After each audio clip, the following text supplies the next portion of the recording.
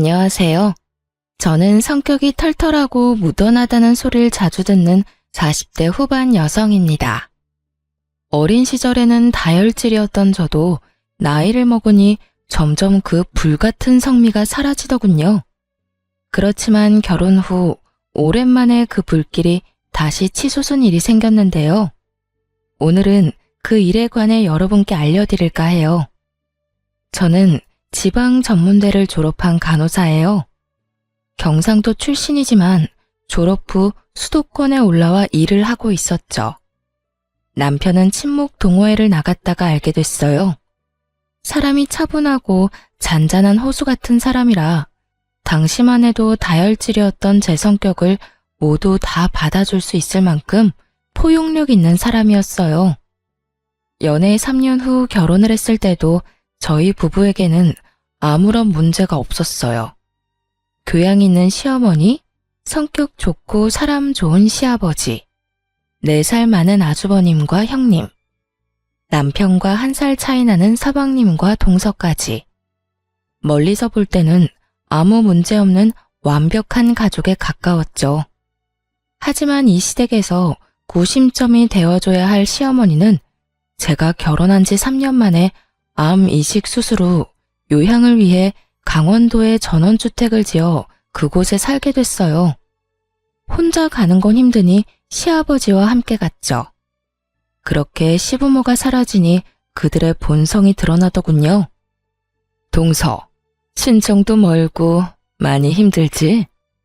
아무래도 사람 사는 곳 다 똑같다고는 해도 근본적으로 수도권이랑은 다른 부분이 많지.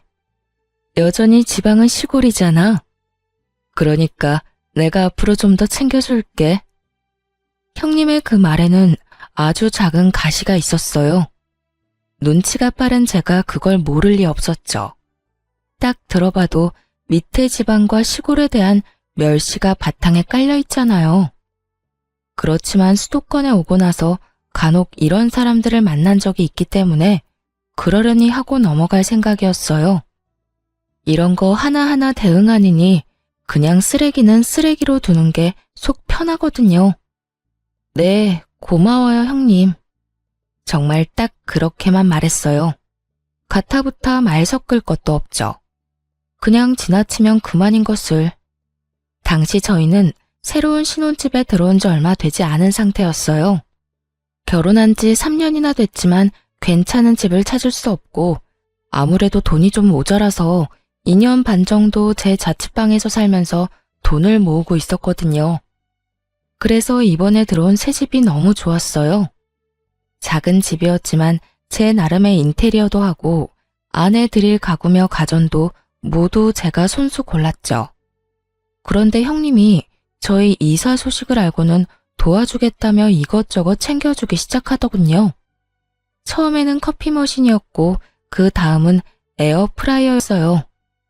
솔직히 챙겨준 것들 모두 중고였고 그다지 필요 없는 물건들이었지만 억지로 가져다 안겨주는 그 물건들을 안 된다고 도로 돌려보낼 수 없었어요. 솔직히 그 사람 평소 행실이야 어떻든 챙겨주고자 한 건 아주버님 생각이었을 수도 있으니까요. 게다가 성의를 무시하는 것도 좀 그랬어요. 좋은 의도라고 생각하기로 했죠. 그런데 뒤로 갈수록 좋은 의도가 아닌 것 같더라고요. 그러다가 결국 일이 터졌죠. 동서, 이거 받아. 내가 저번에 동서 집에 가보니 밥솥이 4, 5인용이더라고. 우리 집 밥솥은 10인용이니 손님 많이 왔을 때도 덜 불편할 거야. 계속 쓰고 있기 그렇잖아. 저희한테 주시면 형님네는요? 10인용이면 저희야 좋기는 한데. 살짝 거부감이 생겼어요. 솔직히 여태 형님이 챙겨준다고 해서 받은 것들은 상태가 썩 좋지 않았거든요. 커피 머신, 토스트기, 선풍기, 에어프라이어, 튀김기. 거의 대부분이 본인이 쓰다가 준 것들이었어요. 처음 한두 번은 깨끗하게 해서 주는 것 같더니 그 뒤부터는 점점 먼지 쌓인 것 그대로 주더군요.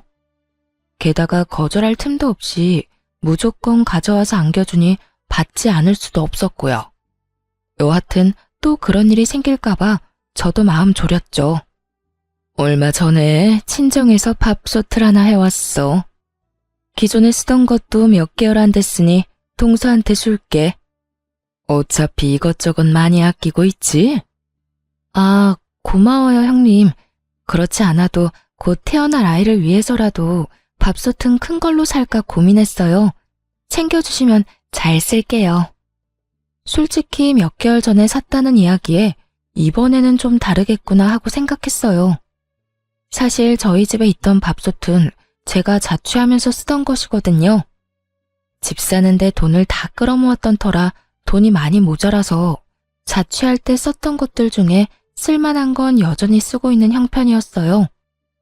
혼자 살 때야 작은 것도 괜찮았지만 결혼을 하고 나니 입도 늘고 간혹 손님이 오면 밥하기 애매하더라고요.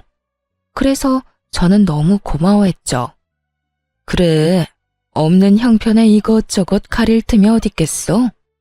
우선 아끼고 봐야 살림에 보탬이 되지 않겠어? 그러니까 밥솥 살 생각 말고 그 돈으로 고기나 더 사 먹어. 어차피 서방님이랑 동서 둘이 벌어서 돈 되는 일도 없잖아. 뭐 지방에서야 둘이 번 정도면 잘 먹고 잘 살 수 있었을 텐데 여기는 좀 다르지. 그 정도 월급 누구 코에 붙여? 그러니까 아끼고 살아. 내가 이렇게 도와주잖아. 피식 웃으며 꺼내는 형님의 말에 묘하게 기분이 더러웠어요. 하지만 이번만은 버리지도 못하고 저희 집 구석에 쌓인 형님이 준 물건과는 다를 거라는 생각이 들었죠. 그렇게 고마움의 인사를 전하고 집에 돌아왔어요. 그날은 바빠서 열어보지도 못하고 잤어요. 다음 날이 남편 강원도 가는 날이었거든요. 저는 당직이 있어서 가지 못하고 남편 집만 싸줬어요. 하룻밤 자고 온다고 했거든요. 당직을 서고 집에 오니 남편은 이미 강원도로 떠났더군요. 그리고 저는 전날 받아온 밥솥을 꺼냈어요. 밥솥은 대형 브랜드 물건으로 작년 모델이 맞긴 했어요. 그런데 밥솥을 확인하다가 열이 확 오르는 걸 느꼈어요. 뚜껑 닫히는 부분에 있는 이음새 중 한쪽이 깨져서 잘 닫히지 않는 걸 발견했거든요. 물론 그뿐이면 차라리 다행이었어요. 제품 뒤쪽에 있는 물바지에는 얼마나 오랫동안 안 씻었는지 곰팡이가 가득 펴 있었고요.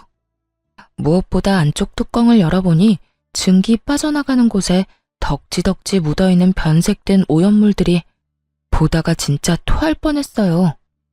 저는 여태 형님이 준 물건들을 떠올렸어요. 이건 아니다 싶었죠.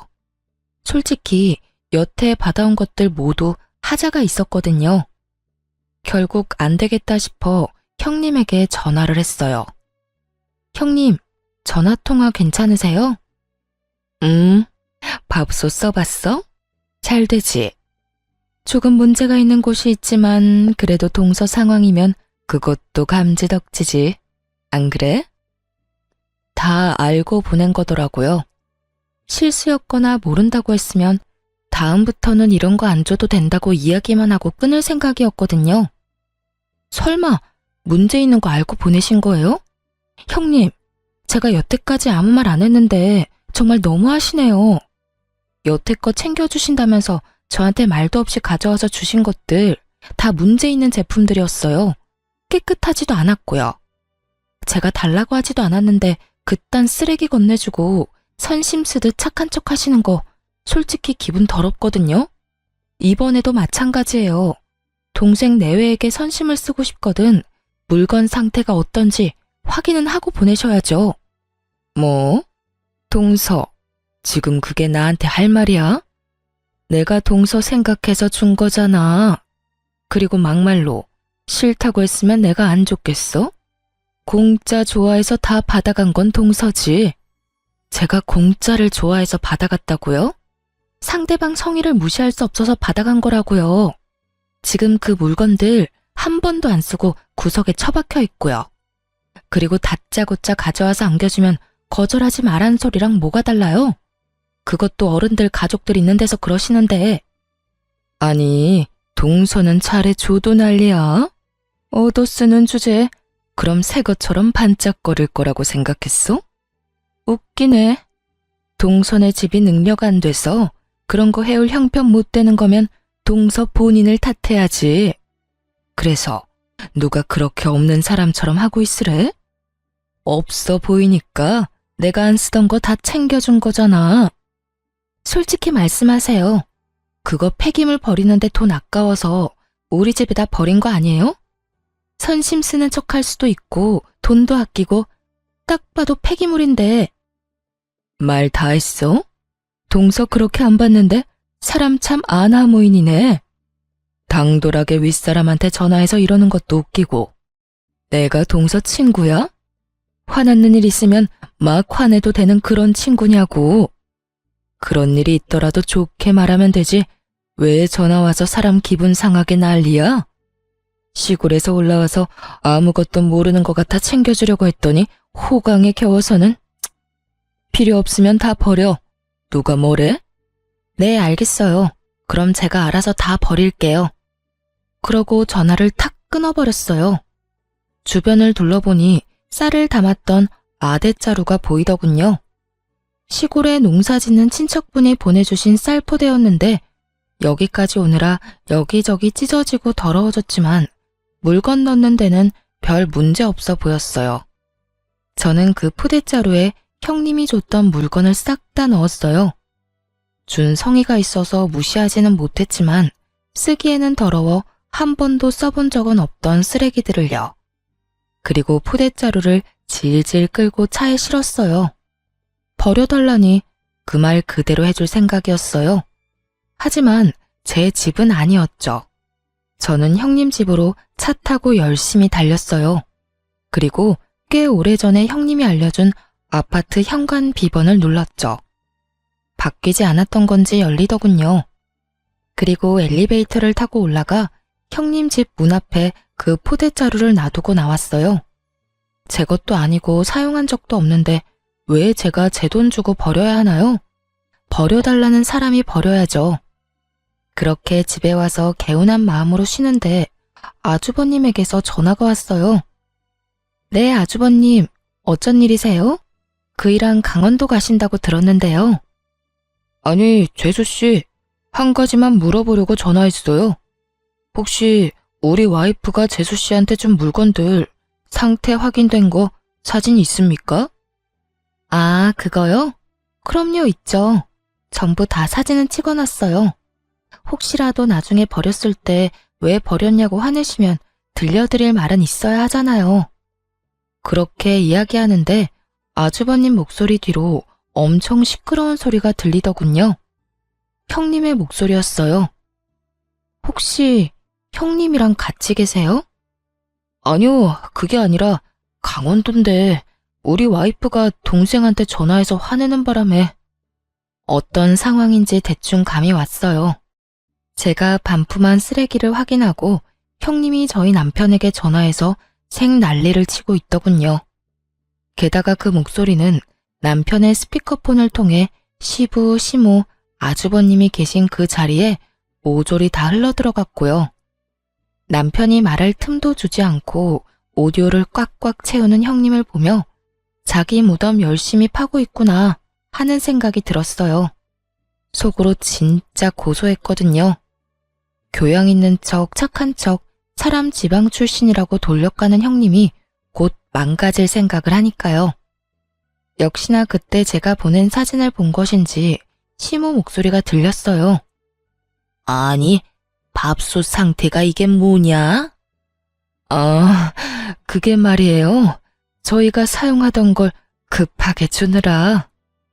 애미야, 너희가 동생 챙겨주는 거 뭐라 하는 거 아니다. 다만 챙겨줄 거면 욕 얻어먹을 짓은 하지 말아야지. 누가 보면 쓰레기를 갖다 준 거라고 생각하지 않겠니? 아무리 선의로 한 일이라도 이런 물건을 가져다 주면 아무도 감사하지 않을 거다. 도대체 첫째는 무슨 생각으로 이걸 둘째한테 갖다 준 거냐? 시모의 말에 아주버님도 당황한 것 같더군요. 시모는 본래 조용하고 차분한 성격인데 첫째 형님의 행동에 경악하신 듯 했어요. 적어도 시모의 상식선에서는 일어날 수 없는 일인 듯 보였죠. 저는 시모의 말 덕분에 마음이 좀 놓였어요. 저와 비슷하게 생각하는 사람이 있었으니까요. 결국 시모의 비난의 말을 견디지 못한 아주버님이 남편의 전화기를 가로채 빽 소리를 질렀어요.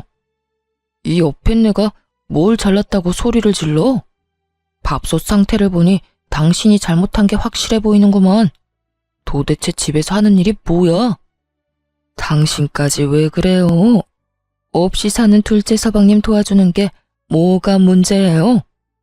당신도 쓸데없이 자리만 차지하는 물건 처분할 수 있다고 좋아할 때는 언제고? 내가 언제 그런 말을 했어? 발뺌할 거예요? 그만!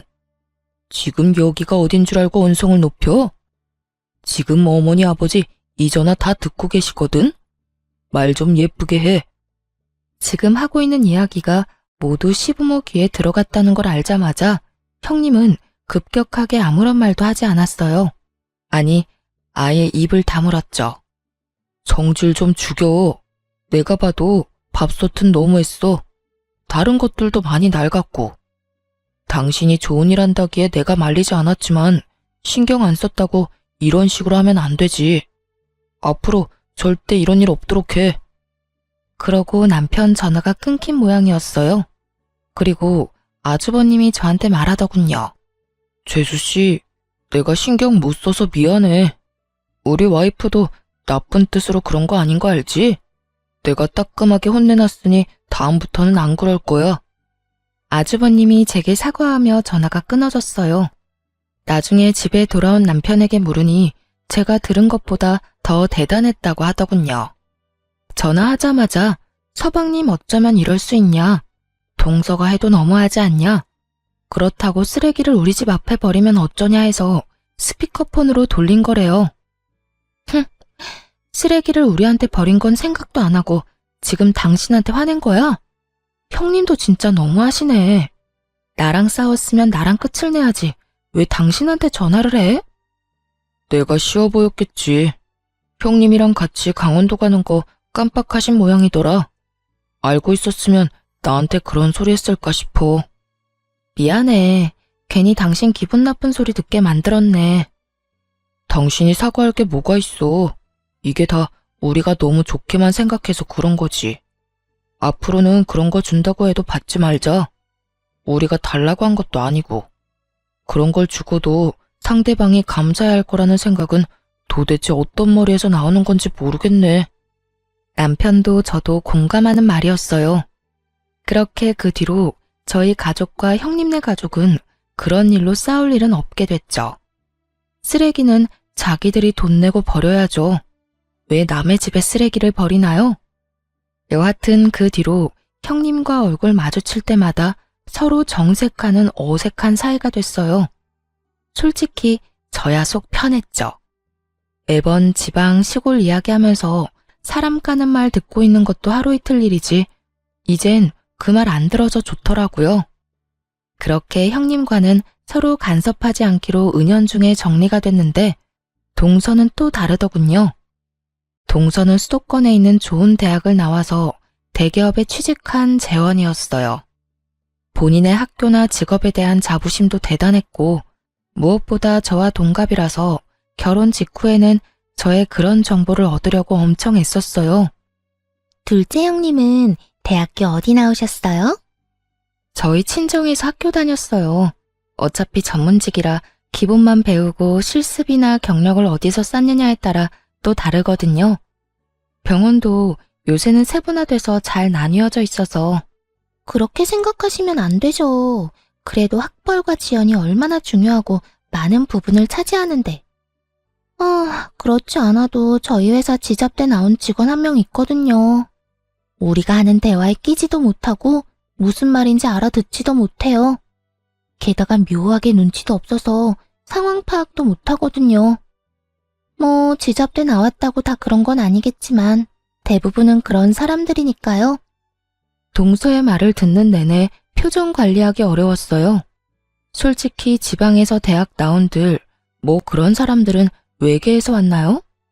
지금 당장 지나다니는 사람 중에 지방대 출신인 사람 골라보라고 해도 못 고를 게 분명해 보이는 동서의 쓸데없는 아는 척에 저는 동조해주기도 싫어서 대답도 안 했죠. 그런데 갑자기 그러더라고요. 그러고 보니 형님도 경상도 출신이었죠. 그 사람도 그렇던데. 혹시라도 같은 동네 주민이었으면 죄송해요. 제가 요즘 그 사람 때문에 너무 힘들어서 말이 그냥 막 나와버렸네요. 정말로 신경을 살살 긁는 재주가 있더라고요. 그래서 저도 말해줬죠. 경상도가 워낙 커서 아마 제 지인은 아닐 거예요. 그리고 그런 부분에서는 걱정하지 말아요. 지방 사는 사람들도 그런 말들 하거든요. 무슨 말을 해요? 그 수도권 사는 사람들요. 눈 뜨고 있어도 코 베어가는 사람 수두룩하니 믿지 말라고요. 그리고 서울 깍쟁이라는 말이 왜 있겠어요? 여기 사람들 그만큼 까다롭고 인색하다고 생각하고 있거든요. 솔직히 별것도 아닌 걸로 등급 나눠서 사람 차별하는 것도 어떤 한 사람 때문에 잘 알고 있기도 하고 틀린 말도 아닌 것 같고요. 아, 미안해요. 서로 까는 거 피차 일반이니까 깔끔하게 동서도 저도 서로 미안해하지 않기로 해요. 그럼 됐죠? 제 말에 동서가 똥 씹은 표정으로 저를 보더군요. 제가 말한 그런 사람이 본인을 지칭하는 거라는 걸 알았나 봐요. 말로 하지는 않았는데 그렇게 눌러줬으면 더 이상 그런 주제로 이야기 안 할 법도 한데 동서는 끊임없이 저를 그런 대화에 끌어들이려고 하더라고요. 같은 나이라는 게 믿기지 않을 만큼 유치해서 결국 그 뒤로는 아예 상대를 안 했어요. 같은 인간 취급받기 정말 죽기보다 싫었거든요. 그런데 이게 끝이 아니었어요. 동서는 이를 갈고 있더라고요. 하루는 명절에 가족들이 다 모인 자리가 있었어요. 저와 동서는 같은 나이인데다가 아들 나이도 똑같거든요. 둘 다 당시에는 고등학교 1학년이었죠. 동서가 슬슬 시동을 걸더군요. 어머님, 우리 첫째 요즘에 칭찬 좀 해주세요. 세상에, 이번에 전국 학력평가라는 시험을 쳤는데 우리 아들이 세상에 거의 대다수 과목이 2등급이더라고요. 1등급이 제일 좋은 거고 아래로 8등급까지 있는데 거기서 2등급이면 진짜 잘한 거거든요. 누굴 닮아서 그런지 머리 하나는 똑똑해요. 대놓고 자식 학력 자랑하는 걸 보니 또 시작이다 싶었어요. 그런 동서 옆에서 저는 절대로 자식 성적 자랑은 안 했어요. 우리 아들이 모자라서가 아니라 세상에 공부 잘하는 사람도 많고 그게 아이의 자만심이나 절망으로 이어질까봐 솔직히 불안한 면이 있었거든요. 그래서 어딜 가든 저는 저희 아이들의 인성을 칭찬하면 칭찬했지 학업 성취로 칭찬한 적은 없었어요. 사람들이 없을 때 잘했다고 과하게 칭찬해주는 건 있었지만요. 형님이 듣고 있다가 부러워하면서 대답하더라고요. 어머, 막내 동서 진짜 좋겠다. 우리 아들은 공부를 영 안 해서 망쳤잖아. 좋은 대학 졸업 못할 것 뻔하니까 그냥 대충 구색 맞추기로 대학 갔다가 졸업과 동시에 사업하는 제 아버지 밑에서 일 배우라고 하려고. 근데 걔는 어느 대학 가고 싶어서 그래? 아직 진로는 이르죠. 3년 남았고 이 정도 성적이면 어딜 가도 갈 수 있을 테니까. 어떤 곳이든 제가 밀어줄 생각이에요. 될성 부른 떡잎은 알아본다니까요. 참 김칫국도 시원하게 들이키고 있더군요. 물론 잘하는 아이가 계속 잘할 수도 있지만 굳이 그걸 입 밖으로 내지 않는 게 더 좋을 텐데 왜 저러나 싶었어요. 그런데 동서가 제 눈치를 살살 보더니 결국은 제 아들 이야기를 꺼냈어요. 그러고 보니 둘째 형님네 아들은 어때요? 전국 평가라서 둘째 형님네 아들도 시험 쳤잖아요. 시험 점수는 잘 나왔어요? 내가 듣기로는 사교육도 안 시킨다는데 그래가지고 되겠어요? 모름지기 교육은 선행이 필요해요, 선행이. 이제 와서 시작해도 다 늦은 거 아시죠? 게다가 보세요. 사촌지간의 동갑인데 얼마나 기분이 안 좋겠어요?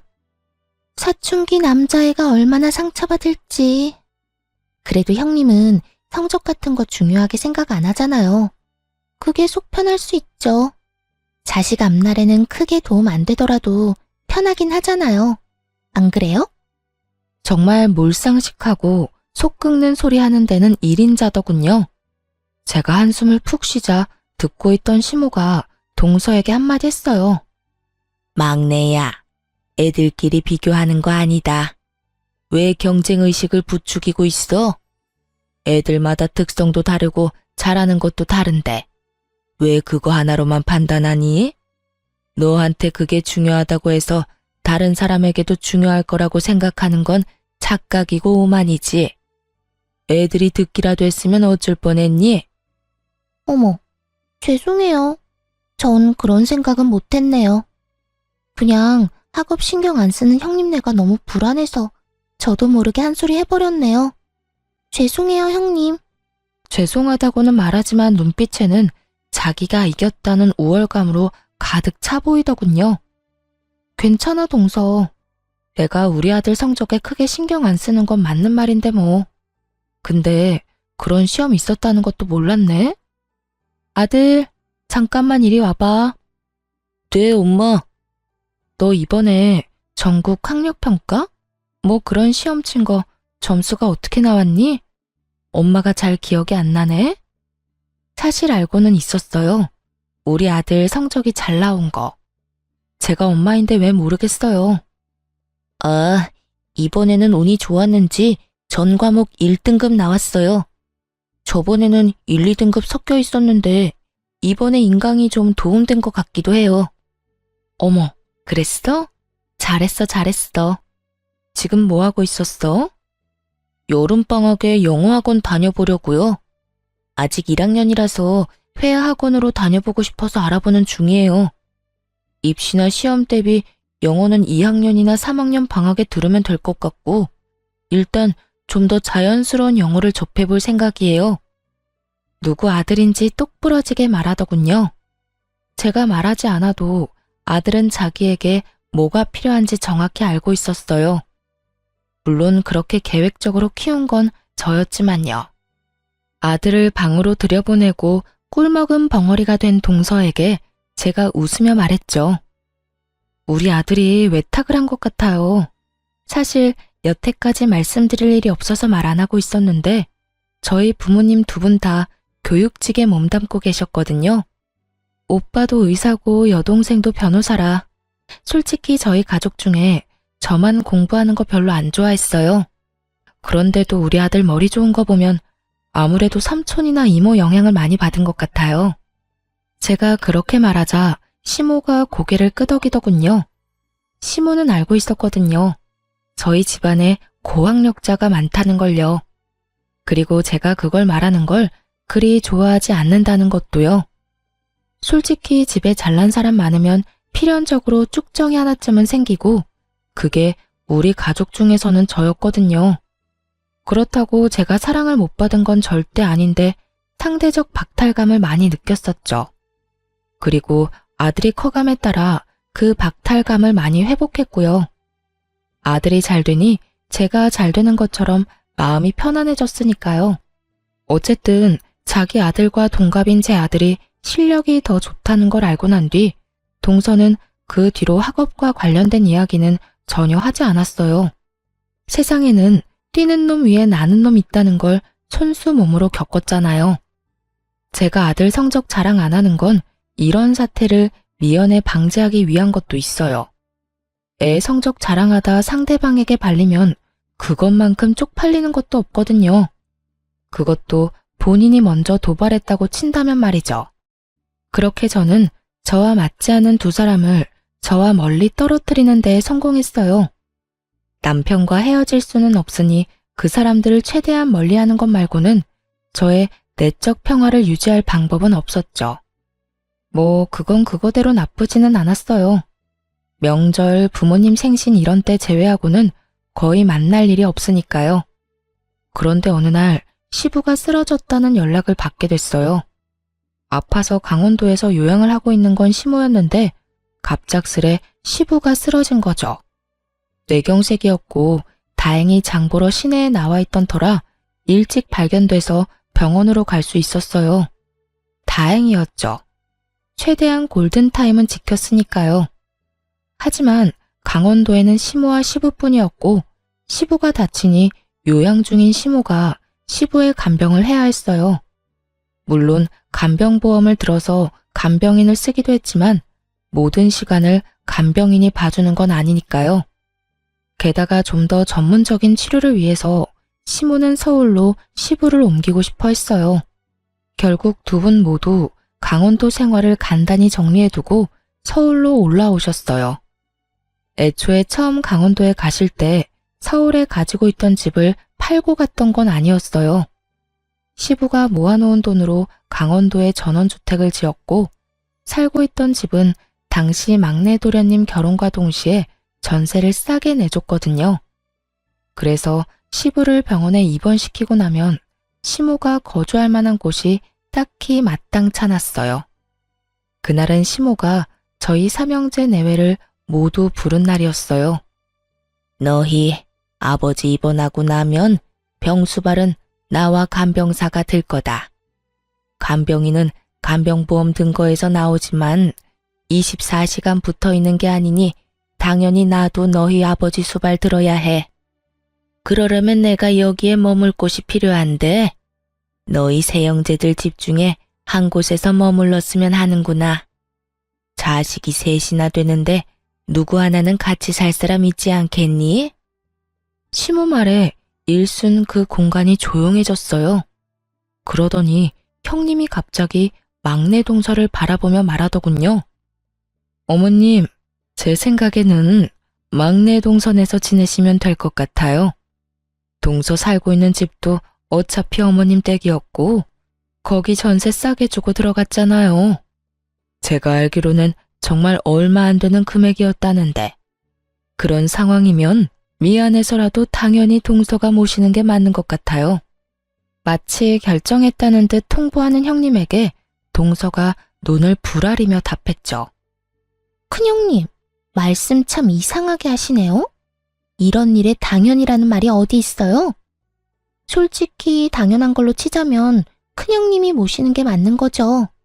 전업주부에 할 일도 없는 데다가 무엇보다 맏며느리잖아요. 그리고 형님네는 아주버님 혼자 벌어도 먹고 사는데 지장 없지만 우리는 전혀 달라요. 맞벌이를 해야 지금 애들 교육비라도 건져요. 하긴 교육에 신경 안 쓴 형님네야 그런 거 전혀 모르겠지만요. 그리고 고3 애들 있는 집이잖아요. 우리의 수업 망치면 책임지실 거예요? 동서 말하는 것 좀 봐. 어떻게 그런 식으로 말해? 시부모님 일이야. 그리고 확실하게 두 분 혜택 받고 있는 건 동서고. 내가 전업주부라고 할 일 없는 것처럼 말하는데 그거 다 편견이야. 내가 남편 사업 때문에 얼마나 바쁜지 모르지? 나도 왔다 갔다 힘들어. 그런 사람한테 꼭 일을 더 시켜야겠어? 아니 형수님, 말씀 좀 너무하시네요. 우리가 무슨 혜택을 받아요? 우리도 돈 내고 그 집에서 사는 건데. 생각을 좀 하시고 말씀하세요. 야, 너 네 형수한테 그게 무슨 말버릇이야? 그리고 너희 전세 가격이 근방에서 제일 싼 건 알아? 네가 부모님 아니었으면 그런 집에서 살 수 있었겠어? 나 같으면 부끄러워서라도 내가 모시겠다고 하겠다. 결혼하면서 돈 한 푼 없어서 부모님 손 벌린 주제에. 형님, 말 다 했어요? 어느새 첫째 형님과 동서의 다툼은 첫째 아주버님과 서방님의 싸움으로 번졌고 두 사람이 멱살을 잡으며 누가 잘했니 못했니 옥신각신하고 있었어요. 결국 누구 하나 피볼 것 같으니 남편이 깜짝 놀라 두 사람을 말리고 들었죠. 형님, 막내야, 그만 좀 해. 어머님 보시는 앞에서 이게 무슨 주태야? 둘째, 네가 하면 되겠네. 재수씨 간호사라 수발도 잘 될 거고 집에 무슨 일 생기면 처치도 빨리 할 수 있을 거 아니야. 그냥 너희 집에서 모시면 되겠네. 맞아. 형네가 모시는 게 맞는 거네. 간호사 며느리 뒀다 어딨어. 이럴 때 쓰는 거지. 그렇게 싸우다 우리 쪽으로 불통을 투하하더군요. 솔직히 현실성 없는 이야기라서 가만히 있었는데 결국은 우리 쪽으로 몰더군요. 솔직히 정말 하기 싫었어요. 환자 치료에 감정 노동까지 하는 간호사 일이 만만치 않다는 걸 아무도 모르더군요.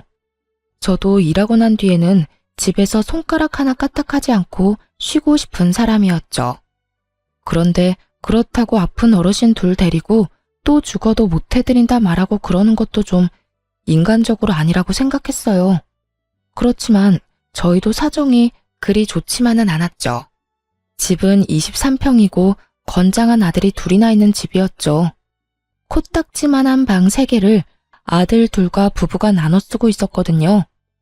아무리 봐도 시모를 모실 자리가 없었어요. 저는 깊은 한숨과 동시에 남편에게 물었죠. 돈 많이 벌 자신 있어? 어머님 모시려면 좀 더 큰 집에 가야 해.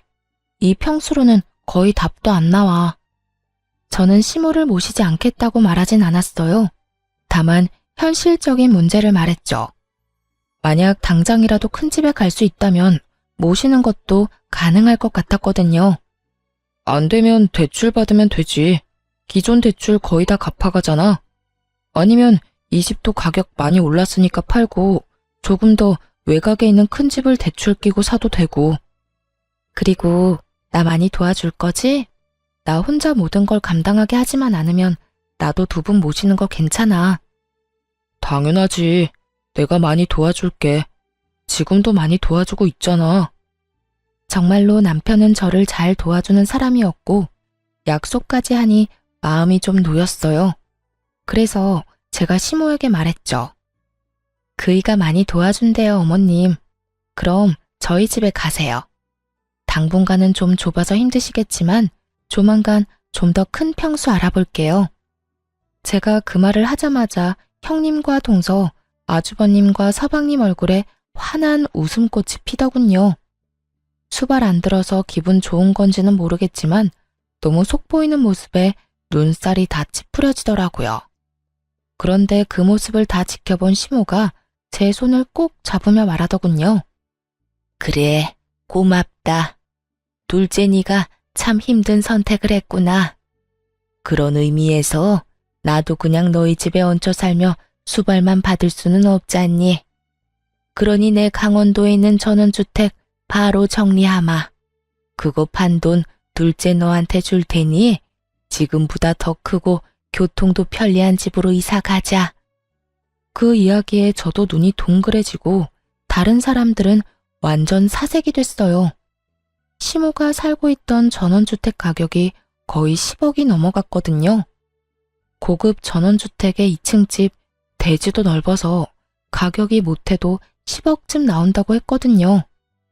저는 슬쩍 형님과 동서의 얼굴을 살폈는데 순간 웃겨서 뿜을 뻔했어요.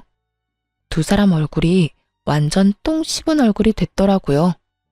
10억이나 되는 돈을 빌려주는 것도 아니고 준다고 하니 배가 아플 만도 하죠. 그러고는 갑자기 형님과 동서가 태클을 걸더군요. 어머님, 그런 게 어딨어요? 처음부터 그런 말씀하셨으면 저희가 모셨죠. 맞아요. 이건 불공평해요. 제가 맏며느리니까 제가 모실게요. 그게 당연하다고 생각해요. 당연은 무슨 당연이에요? 큰형님, 아까 저한테 뭐라고 하셨죠? 제가 부모님 혜택 받고 있으니까 제가 모셔야 한다면서요. 제가 모실게요. 그러니까 어머님, 저희 집으로 오세요. 정말 속안이 투명하게 비칠 만큼 날 것 그대로의 속보이는 반응이었어요. 서로 자기가 하겠다고 우기더니 갑자기 둘이서 또 저를 공격하더군요. 얌전한 고양이 부뚜막에 먼저 올라간다더니 이것 봐요. 얌전하게 생겨서 어머님 돈 때문에 수발든다고 한 거니까 거기에 속지 마세요. 네, 큰형님 말이 맞아요. 어머님이 이렇게 교양 있으신데 저런 지방대 출신에 교양 없는 지방 사람이랑 같이 있으면 어머님한테 도리어 안 좋아요. 둘째 형님, 돈 욕심 낼 생각 말고 어머님 저희한테 맡기세요. 아시겠어요? 참으로 당당하더군요. 뭐가 그렇게 당당한지 저는 눈꽃만큼도 모르겠던데 말이죠. 이 상황을 모두 지켜보고 있던 시모의 얼굴이 차갑게 착 가라앉더니 큰 형님과 동서에게 호통치셨죠. 너희가 그런 말할 자격이 어디 있어? 이미 너희 둘은 기회를 영영 잃었어. 내가 돈 이야기하기 전에 내 수발 든다고 한 사람은 둘째 혼자뿐이었어. 서로에게 미루기만 한 너희 둘이 무슨 자격으로 내 수발을 들겠다 말아야? 이미 내가 둘째를 골랐다고 하지 않았어? 어머님, 그렇지만 돈 10억이 애들 이름도 아니고 이런 식으로 한 아들한테 다 주시는 것도 형평성에 어긋나고요. 형평성? 100세 시대에 병들고 늙은 시부모 언제 죽을지도 모르는데 같이 모시고 살겠다고 한 사람한테 돈 10억 주는 게 뭐가 그렇게 형평성에 어긋나? 그리고 두 사람이 원하지 않았잖아. 싫다며 서로에게 떠넘긴 주제에 돈 10억이 그렇게 아쉬워? 그 돈 노동비야. 내가 주는 월세이기도 하고. 일찍 죽으면 또 모를까 오래 산다면 짐밖에 안 되는 늙은이 잘 봐달라는 뇌물이기도 하고. 그런 돈을 왜 날 돌보지도 않은 너희들한테 나눠야 해? 미리 경고하는데 이번 일 그냥 지나가지는 않는다. 앞으로 있을 유산 상속, 증여, 유언장 작성에 큰 영향을 줄 거니까 알고나 있어. 유산과 증여라는 말이 나오자 이번에는 아주버님과 서방님 얼굴이 사색이 됐어요. 여보, 그만해. 어머님 앞에서 이게 무슨 짓이야? 제발 처신 좀 똑바로 하라고. 당신도 제발 나대지 좀 마. 어머니가 어련히 알아서 잘하시려고 어서 둘째 형수님한테 사과해. 당신도 어서 사과해. 둘째 재수씨가 어머님 모신다잖아. 고맙다고 인사하고. 두 남편이 다그치자 결국 형님과 동서는 하기 싫은 표정이 역력한 채로 제게 사과의 말을 꺼냈어요.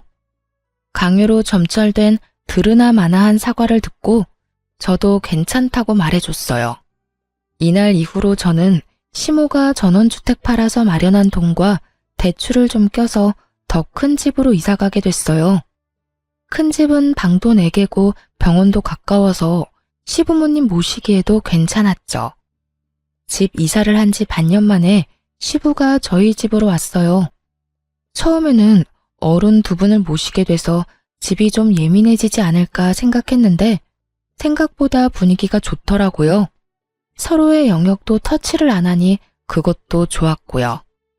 제가 바빠서 못하는 부분을 어머님은 잔소리 없이 해주셨어요. 원래 그런 분이시거든요. 차분하고 이해심 넓은 진짜 어른 같은 어른이요. 저도 항상 죄송해서 말씀드리면 돈 벌면서 육아도 잘하고 집안일까지 잘하는 완벽한 사람은 없다고 말해주셨어요. 어찌나 고마운 말씀인지. 보통 시모들은 무조건 완벽을 원하잖아요. 하지만 우리 시어머니는 그런 완벽보다는 노력을 더 좋아하셨어요. 그래서 분위기가 더 좋았던 건지도 모르죠. 퇴원한 시부는 병으로 좀 어눌해지고 몸 상태가 좀 나빠지기는 하셨지만 특유의 쾌활한 성격은 여전하시더군요. 저랑 개그 코드나 식성이 잘 맞는 것도 좋지만 둘째와 죽이 잘 맞으시더라고요. 같이 게임 같은 것도 하고 산책도 같이 나가는 거 보니 너무 좋았어요. 애들이 남들과 함께 살아가는 법을 배우고 있는 것 같아 조금 뿌듯하게 느끼기도 했고요. 그런데 그렇게 화목한 저희 집도 찬 기운이 풀풀 날릴 때가 있긴 했어요. 바로 아주버님과 서방님 부부가 방문하는 날이요. 항상 올 때마다 시부모님에게 그 말을 꺼내거든요. 어머니, 언제까지 둘째 집에 있을 겁니까? 이제 저희 집도 준비가 됐어요. 와이프한테 사업 맡길 일도 없고 이미 자식들도 모두 독립해서 집도 널널하고 좋습니다. 그러니 이제 그만 저희 집으로 오세요. 그러지 말고 저희 집은 어떠세요? 구관이 명관이라고 옛날 살던 집이 좋고 근처에 어머니 아는 분들도 많잖아요. 저희도 첫째 대학 들어가서 둘째만 남았거든요. 걔는 공부 못해서 신경 안 써도 되니 두 분한테 모든 신경 쏟을 수 있어요. 그러니 저희 집으로 오시면 돼요. 일 없다. 내가 너희들 집에 왜 가? 여기가 이렇게 내 집 같고 좋은데. 늙은이한테 또 새로운 환경에 맞춰 살라는 말이냐? 노인 공경도 몰라. 어머님, 그렇지만 이러면 안 되죠. 이런 식이면 대놓고 차별하시는 거랑 뭐가 달라요? 그 말이 맞아요, 어머님. 저희들한테도 기회는 한번 주셔야죠. 그래야 잘 모실 수 있는지 없는지를 알 수 있잖아요. 너희는 여태 니들이 둘째한테 한 건 생각 안 하지? 내가 그걸 다 봤어. 첫째, 네가 둘째 지방에서 올라왔다고 깔보고 무시하는 거 1년에 몇 번 만나지 않은 나라도 할 정도로 노골적이고 지저분한 일이었어. 그리고 막내, 네가 둘째 출신 때문에 한 소리 하는 거 그것도 얼마나 꼴불견인지 아니? 둘 다 어쩜 이렇게 괘씸한 짓만 골라서 하는지. 결국 그렇게 화를 내신 시모가 아주버님을 쳐다보며 한마디 툭 던지셨어요. 너는 아버지한테서 빌려간 사업자금 언제 갚을 거니? 너희 집에 오라고 설득하기 전에 빌려간 돈부터 갚을 생각을 해야지. 그러자 아주버님과 큰형님이 합주기가 됐어요. 입이 있는들 무슨 말을 하겠어요? 아주버님이 시부에게 빌려간 돈이 1억을 넘었으니까요. 아주버님을 쫓아낸 시모가 이번에는 서방님을 보며 말했어요. 너는 집 빌려준 지가 벌써 몇 년째인데 거기서 나올 생각을 안 해? 그 집, 내가 그 전세 받고 빌려준 건 너희가 미래에 더 좋은 집을 갈 거라고 생각했기 때문이야. 그런데 여태껏 느릿느릿 이제 더는 못 참겠으니까 너희도 이제 내 집에서 나가서 새로운 집 찾아보거라. 곧 내놓을 테니까. 어머니, 어머니. 4명이 이구동성으로 외치더군요. 하긴 그럴 수밖에 없죠. 지금 시부모에게 지원받은 모든 걸 뺏기게 생겼는데 그 상황에서 예, 그러겠습니다 하는 쪽이 더 이상한 거죠. 왜? 뭐가 억울해?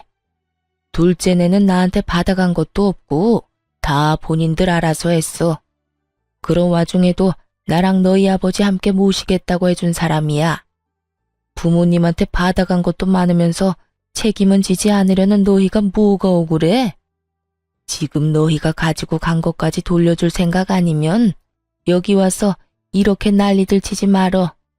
잘 사는 사람들 속 뒤집지 말고. 결국 4명 모두 돈 때문에 어머니한테 그런 말 아니라며 마치 변명하듯 말을 던져놓고는 밖으로 나가더군요. 그 뒤로 저희 집에 찾아와서 시부모에게 자기네 집에 가자며 꼬시는 사람은 없어졌어요. 그 사람들이 더 이상 찾지 않으니 속이 다 시원했죠. 그러게 처음부터 남한테 맡길 생각으로 남한테 미루기 전에 상황 파악을 잘했더라면 그 누구가 됐든 우리보다는 더 좋은 조건으로 이제 와서 후회하고 매달리는 일은 없었을 거예요. 그저 눈앞에 귀찮은 일만 치워보자고 남한테 미루다가 결국은 알짜배기도 모두 뺏기고 본인들 것이라 생각한 것도 뺏기게 생겼으니 말이죠. 저는 처음에 형님과 동서가 저를 차별하거나 괴롭힐 때 시모가 너무 지켜보고만 있으신 거 아닌가 하는 생각을 할 때가 있었거든요. 보고도 못 본 채 하고 있는 것처럼 말이죠. 하지만 이번 일로 깨달았죠. 안 보이는 것 같아도 다 보이는 법이고 평소 행실대로 걷어가는 거라고 말이죠. 저를 출신이나 학력으로 차별하는 사람들은 저희 가족들 중에는 없어요. 그런 이야기 꺼낼 때마다 시모와 시부께서 기함을 하시니 아무도 그런 이야기를 못 꺼내죠. 오늘 제가 들려드린 사연 즐겁게 보셨나요? 긴 글 읽어주셔서 감사하고 오늘도 즐거운 하루 되시길 바랍니다.